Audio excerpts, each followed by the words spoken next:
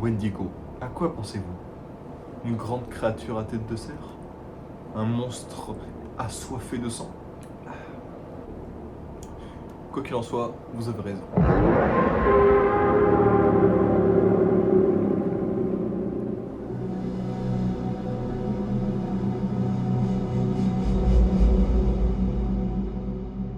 Bien le bonjour, ladies and gentlemen. Je suis l'archiviste et bienvenue dans mes archives. On m'a signalé que l'épisode du Slenderman vous avait énormément plu et que vous en réclamiez d'autres. Tant de curiosité pour de si petits mortels.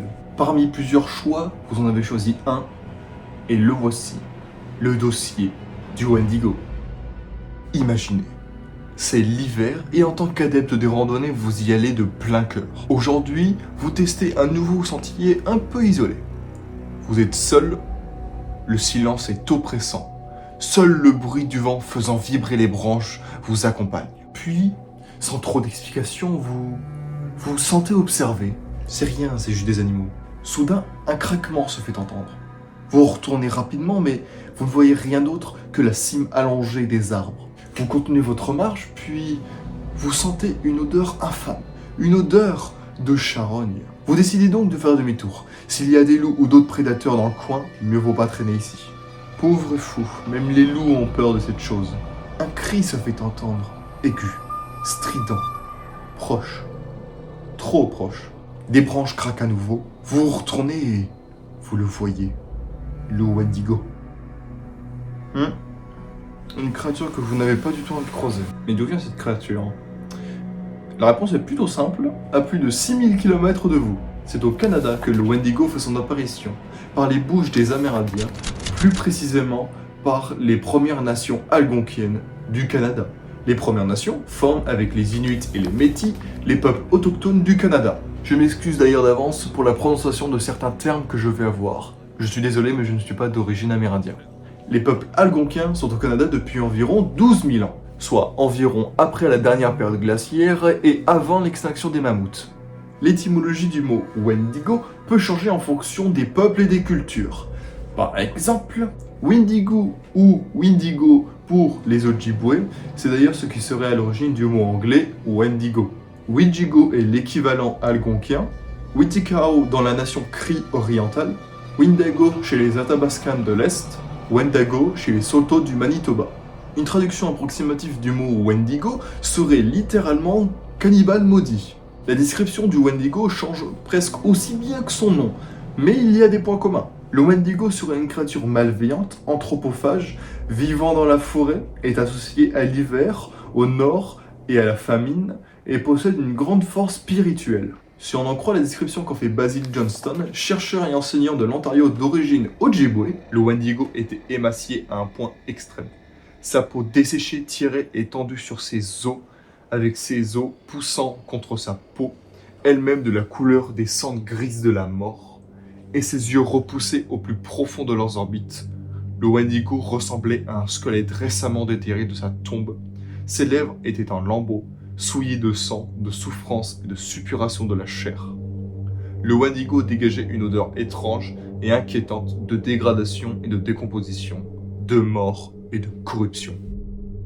Certains textes disent même que le Wendigo pourrait atteindre la cime des arbres.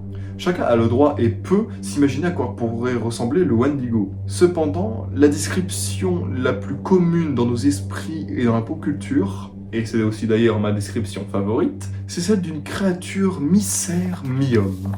D'ailleurs, les Wendigoaks, Wendigo au pluriel, n'apparaîtraient seulement en hiver, lorsque les vents sont les plus forts et les plus froids. Se nourrir serait donc leur seul et unique désir. Petit hic, lorsqu'un Wendigo mange, il n'est pas rassasié. Il ne l'est jamais, d'ailleurs. Deuxième hic, lorsqu'un Wendigo mange un humain, il grossirait proportionnellement à la taille de la proie qu'il vient de dévorer. Vous demandez sûrement pourquoi le Wendigo ne mange-t-il pas les autres animaux de la forêt au lieu de manger les humains? Apparemment, la présence du Wendigo ferait fuir toute vie animale dans le coin. Sinon, je pense qu'il ne s'en priverait pas.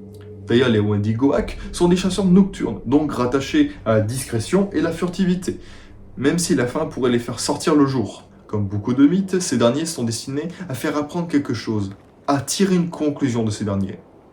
Comme avec les fables de La Fontaine par exemple. Ce qu'il faut savoir, c'est que le Wendigo est associé au cannibalisme, acte étant extrêmement tabou chez les Amérindiens. Durant les périodes d'hiver, les Amérindiens se retrouvaient souvent face à la famine. Pour éviter donc que plusieurs tribus se dévorent entre elles, ou que les mêmes membres d'une tribu se dévorent entre eux, ils préféraient donc se donner à la mort, ou mettre fin à leur jour eux-mêmes.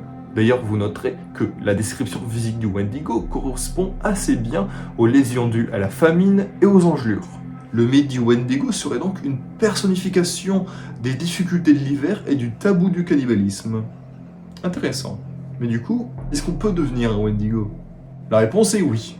Tout comme le nom, les détails peuvent changer en fonction des cultures et des peuples, mais la cause la plus fréquente de transformation est un acte que je vous ai répété plusieurs fois tout le long de ce dossier. Pour les quelques-uns qui n'écoutent pas au fond de la classe, je parle bien évidemment du cannibalisme. Le fait donc de consommer de la chair humaine transformerait les êtres humains en une créature assoiffée de sang, désirant plus de chair humaine. Cela arriverait principalement aux chasseurs ou aux personnes égarées qui, face à la famine, n'ont eu d'autre choix que de dévorer leurs congénères. Il y a cependant d'autres moyens de devenir un Wendigo, comme la possession. Si vous êtes possédé par l'esprit démoniaque du Wendigo, ou que vous avez vu un Wendigo dans vos rêves, ou encore parce que vous êtes béni de votre Seigneur et que vous avez survécu à une rencontre avec un vrai Wendigo, vous allez devenir un Wendigo. Vous deviendrez violent et obsédé par le désir de manger de la chair humaine. Votre caractère va connaître une grande transformation en devenant associable et violent, se voyant peu à peu contrôlé par l'horrible appétit du Wendigo. Les Wendigoaks pourraient apparemment se transformer pour avoir une apparence humaine. Cependant, on pourrait rapidement les remarquer, tout simplement parce qu'ils auraient les yeux rouges. La dernière méthode pour devenir un Wendigo est de simplement se faire maudire par un chaman. Cependant, comme le dirait si bien l'un de mes camarades, ce qui vit peut être tué. Et aucun être humain, créature de l'enfer ou même divinité n'échappe à la règle. Parce que oui, on peut tuer un Wendigo. Il y a deux méthodes, la méthode compliquée et la méthode simple. La méthode compliquée consiste à faire fondre son cœur de glace. Donc brûlez-le ou versez-lui la suie brûlante dessus.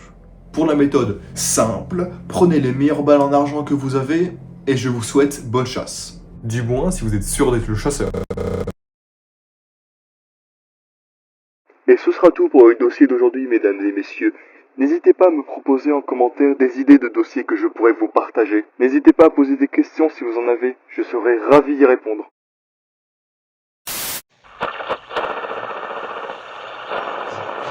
Ici l'agent Max, nom de code, le chasseur. J'ai trouvé votre cible, mais mon arme est inefficace contre elle. Je demande des renforts de suite. Max, ici de l'agent spécial au calme. Je suis en position. Continuez de courir dans la même direction. Ouais ça serait bien que tu interviennes plus vite parce que elle est derrière moi et commence un peu à me rattraper.